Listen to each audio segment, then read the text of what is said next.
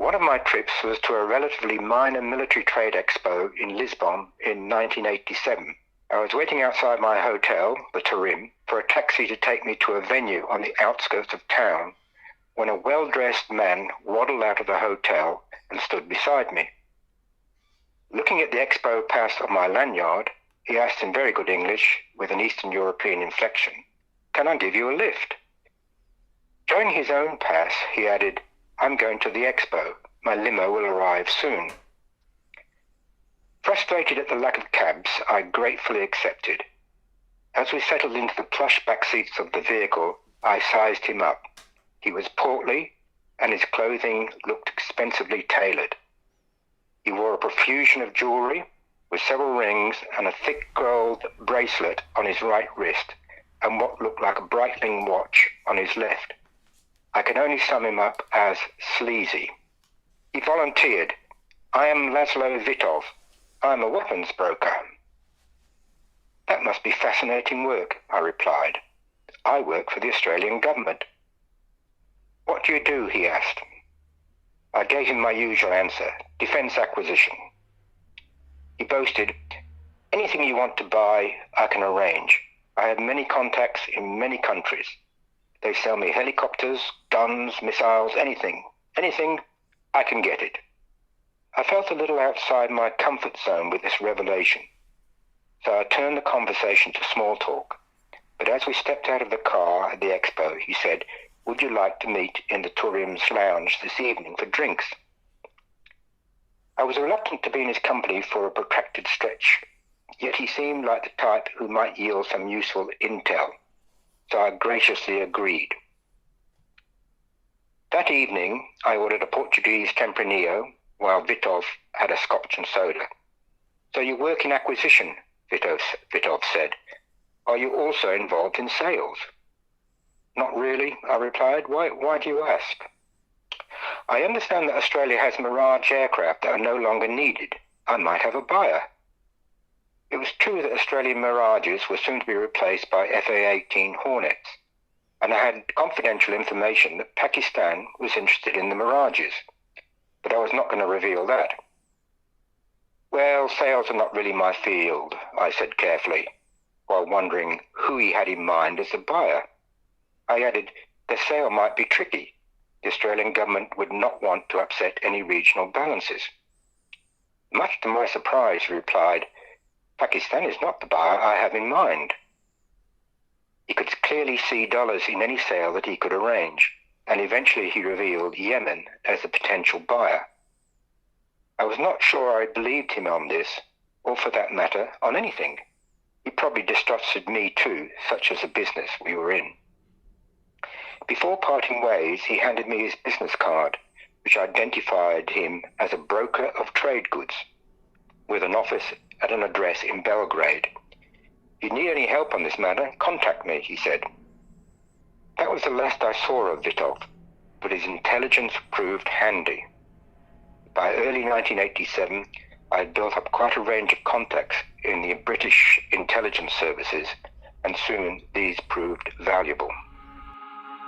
Welcome to the Good Reading Magazine podcast. Good Reading is a monthly magazine dedicated to books and reading and aims to help readers discover their next favourite book. You can find out more about the books discussed on today's podcast at goodreadingmagazine.com.au.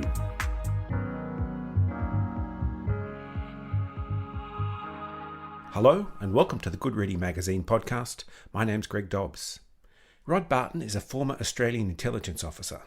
Since the Gulf War, his expertise has been sought by the CIA, the Australian Government and the United Nations. He is the author of The Weapons Detective, the inside story of Australia's top weapons inspector. Today I'm talking to Rod about his new book, The Life of a Spy, An Education in Truth, Lies and Power. Rod Barton, welcome to the Good Reading Magazine podcast. Glad to be here. Rod, did you ever dream that your professional life would take the path it did? And was being an intelligence officer ever your dream job? Well, it's a career you can never really anticipate. You can never really plan for it because there's so many difficulties actually getting to be an intelligence officer. So although I was sort of intrigued by intelligence from a very early age, I never thought that it might be a career for me. And quite frankly, I became an intelligence officer almost by accident. I was recruited not knowing that I was being recruited into the intelligence services. So that was fortuitous, but it was not something I had really planned in my life, no. And you spent quite a large period of your life as a UN weapons inspector in Iraq. And I think a lot of people might be interested to know, what does that involve exactly? What are you looking for? And what is the atmosphere as you tour a nuclear facility or a weapons facility? Yes, well, again, this is another career that I didn't really expect to have. My background is in microbiology and biochemistry, and when I was recruited into intelligence, I started, in fact, not on that at all, but on nuclear matters, and I had to train in that. They just wanted a scientist who could analyze scientific stuff.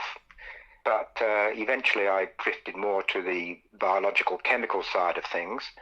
After the first Gulf War in 1991, the United Nations were looking for weapons inspectors. And it was a sort of an offer you couldn't say no to, really. So I was quite happy and intrigued about what a weapons inspector would do. But when you get there, it's those investigative and analytical qualities I had as an intelligence officer that were very useful, and powers of observation as well. That's very, very important. When you're a weapons inspector, there's all sorts of little clues here and there, especially when the Iraqis weren't revealing everything, when they were trying to hide things. So there would be little clues here and there, like in one instance, there was a little pile of burnt papers outside a building. And I thought, what on earth is this? And it wasn't too obvious because it was some distance from the entrance to the building. And I went to have a look and forage around, and they said, oh, that's nothing. That's just personnel records. But then I wandered a bit further and found in the long grass some bits that had not quite burnt. They caught in the conflagration and sort of went up in the air and landed down and were only burnt on the edges. And I had a look at them, and they were not personnel records at all, but there were specifications for equipment. And this is absolutely vital if you're a weapons inspector, because not only did we have to destroy the weapons, but we also had to destroy the equipment. So it's that power of investigation and power of observation, and also a good analytical mind that is very useful in our work. You also spent quite a bit of time as a weapons of mass destruction inspector, if I can put it that way, and this is post 9/11. And in your book, you talk about a certain document called Document X, which I think you'd prepared as part of a tour in August 1991, which provided evidence of that Iraq had hidden stockpiles of the biological agent anthrax. And now this became part of a fairly complex web of intrigue and intelligence and political intelligence in the ensuing years, which led to, well, the beginning of the Iraq War, I suppose, and this so-called coalition of the willing. What role did that document play in the intelligence that brought that war about? Well, it was a very important document because it indicated that Iraq was still withholding information from us. And I have to explain how it came about into my hands. I was no longer employed by the Australian government at that stage. I was working as more or less as a free agent. And I met up with a New York journalist, Judith Miller, who used to write for the New York Times. And she'd been going through CIA stuff that had been released publicly. And she came across this document, and she handed it to me and said, what do you make of this? And I have to say, much to my shame, I didn't make much of it. A lot of it was all things we'd already knew. And so I sort of was fairly dismissive with her, much to her chagrin, because I'm sure she wanted something in the New York Times headlines the next day. But I examined it a lot more closely on my way back to Washington, where I was going. And I sat on the train and went through it. And then suddenly I realized that this document was quite important because of the date on it. And clearly whoever had provided this information knew a lot about Iraq's biological weapons program.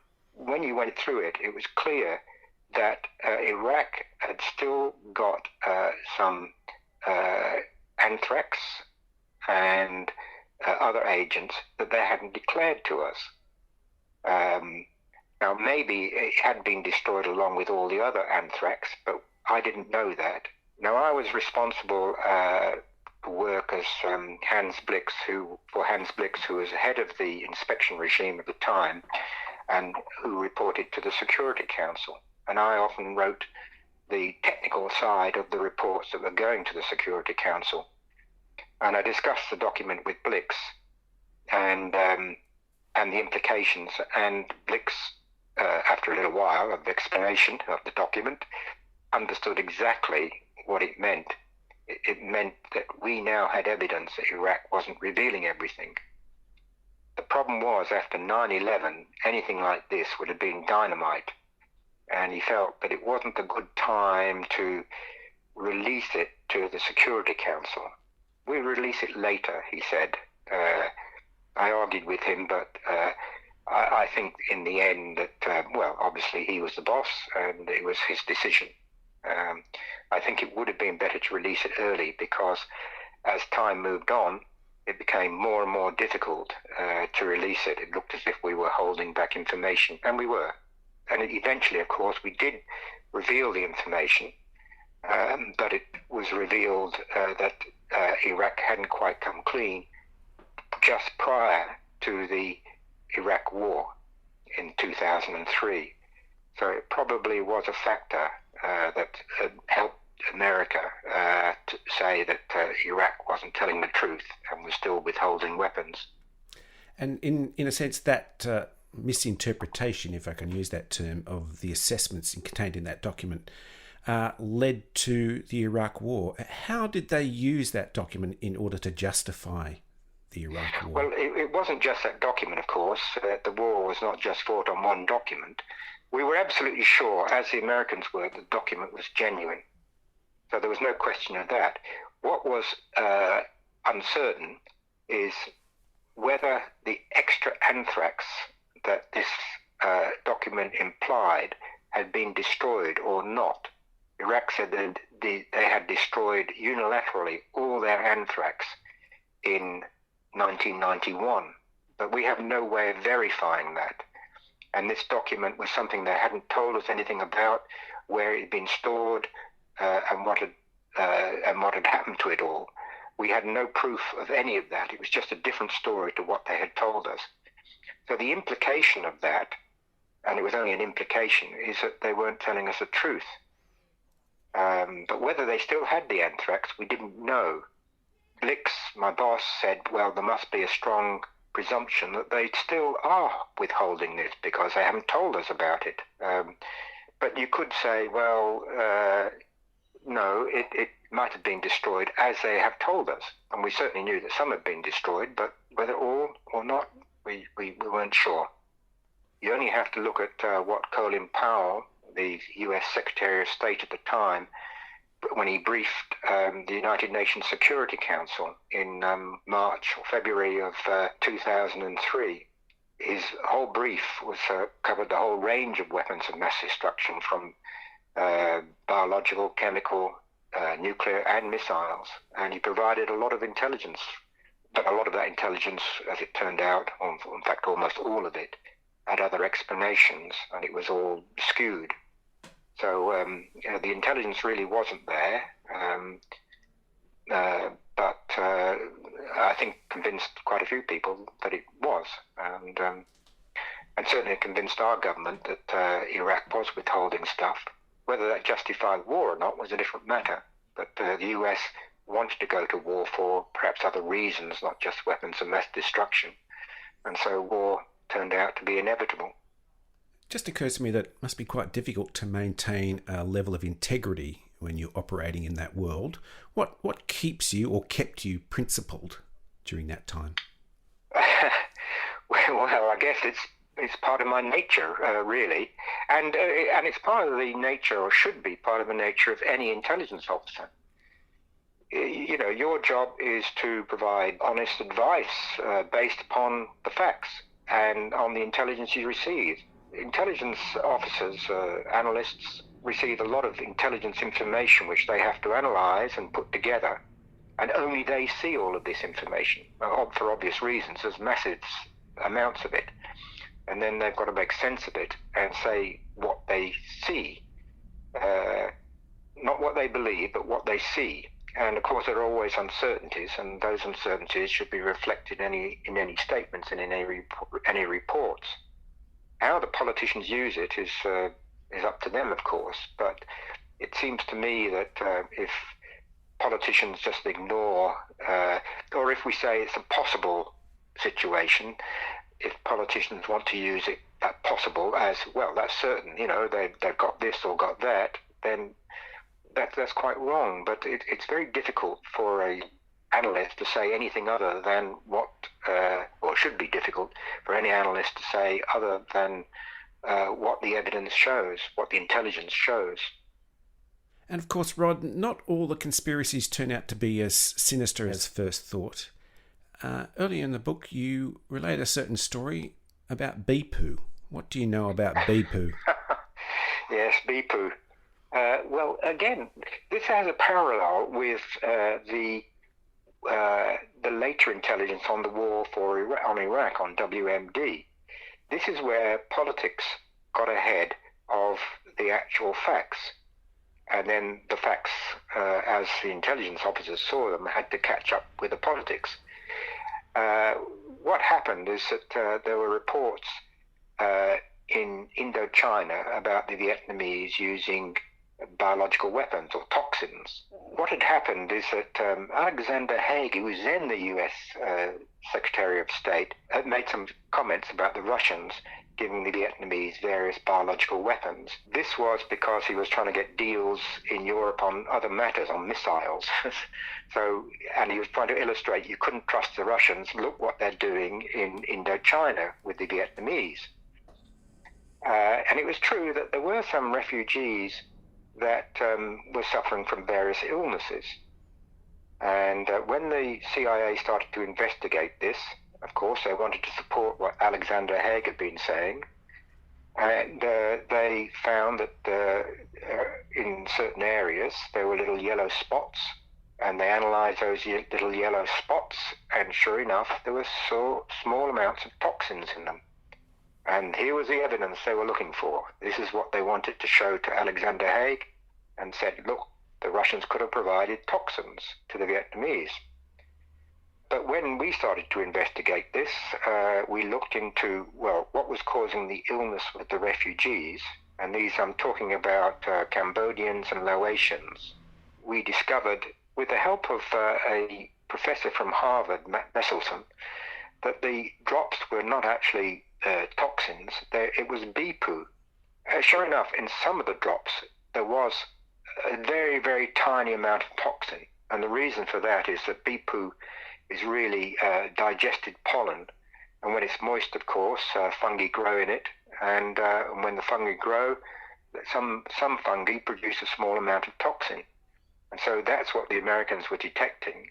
But really, what they had found is not a biological weapon at all, but bee poo. And it was just absurd. But even to this day, some Americans in the CIA believe that the incident was Russians supplying the Vietnamese with toxins. And I can't understand that. I think mostly they've accepted they were wrong, but they, of course, being the CIA, they would never admit it. Rod, where would a young person start a career as, well, an intelligence officer or a spy, as the colloquial term? Where would one start if you were interested in a career? Well, I guess it depends on what sort of intelligence officer you're going to be. Today, the preference is for someone who has actually had some experience overseas in a country. and speaks a language, say Chinese or Indonesian or something like that, and has experience in a country so that you know a little bit about the culture and the way things work. If you're just going to be an analyst, then a good background is actually a history degree or something like that, where you do analysis and where you can look at a lot of data and work out the nonsense from the real stuff. And of course, there's always a lot of nonsense. In fact, I would say in my intelligence career, when you're analyzing stuff, 90% of the stuff that comes in is not either relevant, or if it is relevant, it's not quite accurate. That's the skill of an analyst, to work out exactly what you should use and what you shouldn't use, and how you should use it. Because sometimes you only have, for example, one source. And so if the source said, well, this country is going to invade Australia next week, do you ignore it because it's only one source, or do you look for other sources? And so it's that sort of skill of judgment and assessment that really is absolutely key. The other difficulty is trying to get into the mind of the target country, the people and how they think.